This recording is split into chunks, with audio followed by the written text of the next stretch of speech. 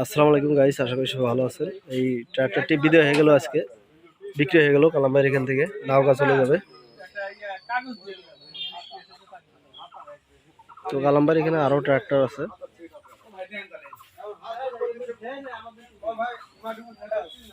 ওনারা সকালবেলা আসছে প্রাইভেট কার নিয়ে।